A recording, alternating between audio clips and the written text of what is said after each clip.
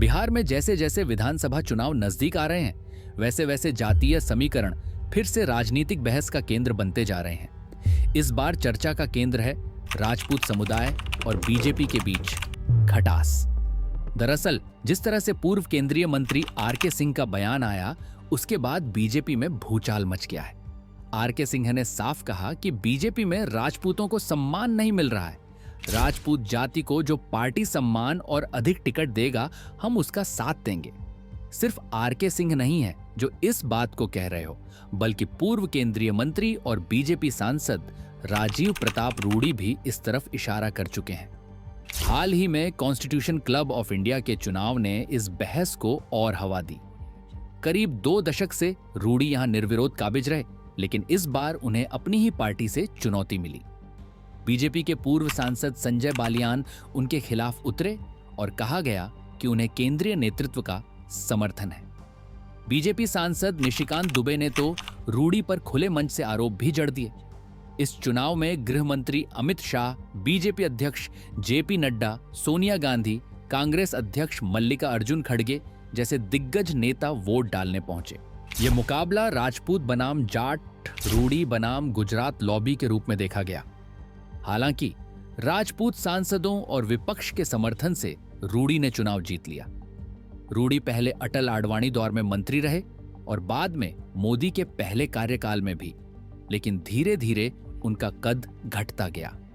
अब वे जय सांगा यात्रा के जरिए बिहार में राजपूतों को एकजुट करने की कोशिश कर रहे हैं। उन्होंने वीर कुंवर सिंह की जयंती पर भी कहा था, राजपूत समाज को एकजुट होना होगा क्योंकि सभी पार्टियां हमें सिर्फ इस्तेमाल करती हैं।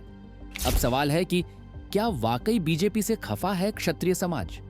क्या इसका असर आगामी चुनावों में देखने को मिलेगा? देखिए, बिहार में अक्सर यह धारणा रही है कि बीजेपी एक ब्राह्मण बनिया पार्टी रही है, लेकिन अगर पिछले विधानसभा चुनाव को देखें तो सबसे ज्यादा भरोसा भाजपा पर किसी जाति ने जताया है तो वो हैं राजपूत।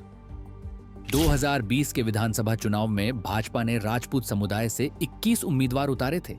इनमें से 16 उम्मीदवारों ने जीत दर्ज की। यह लगभग 73% सफलता दर है, जो किसी भी जातीय समूह के मुकाबले सबसे ज्यादा है। उत्तर बिहार में भाजपा ने 13 राजपूत उम्मीदवार उतारे थे, जिनमें से 11 जीतकर विधायक बने। लौरिया से विनय बिहारी, मधुबन से राणा रणधीर, छातापुर से नीरज सिंह बबलू, गोपालगंज से सुभाष सिंह जैसे नाम इसमें शामिल हैं।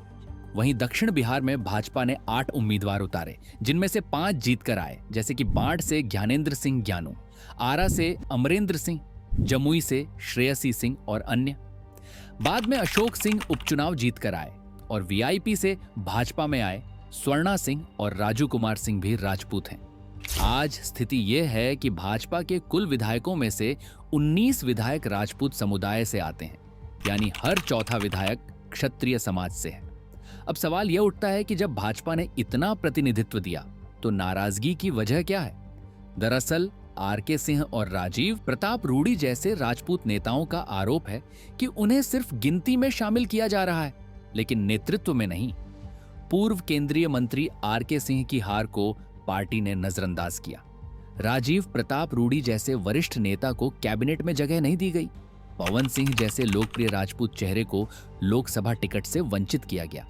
वहीं राज्य सरकार में कई राजपूत मंत्री जरूर हैं, लेकिन उन्हें कोई भी प्रभावशाली या मलाईदार मंत्रालय नहीं दिया गया है। नेताओं का कहना है कि यह सिर्फ प्रतीकात्मक प्रतिनिधित्व है, असल शक्ति नहीं। बिहार में करीब 3% राजपूत मतदाता हैं, लेकिन कई सीटों पर उनका प्रभाव निर्णायक होता है। ऐसे में अगर राजपूत भाजपा से नाराज होते हैं तो इसका सीधा असर एनडीए के चुनावी नतीजों पर पड़ सकता है, विशेषकर उन इलाकों में जहां भाजपा की जीत राजपूत वोटों पर निर्भर रही है। भाजपा फिलहाल रणनीति बनाने में जुटी है, लेकिन अंदर खाने यह माना जा रहा है कि अगर ये नाराजगी खुलकर सामने आई तो 2025 के विधानसभा चुनाव में इसे संभालना मुश्किल हो सकता है। अब देखना यह है कि बीजेपी इस भरोसे को फिर से मजबूती दे पाती है या नहीं। क्या पार्टी सिर्फ जातीय समीकरणों से चुनाव जीतना चाहती है या वास्तविक नेतृत्व में सभी को बराबरी का हक ही देगी? इस सवाल का जवाब आने वाले महीनों में साफ हो जाएगा।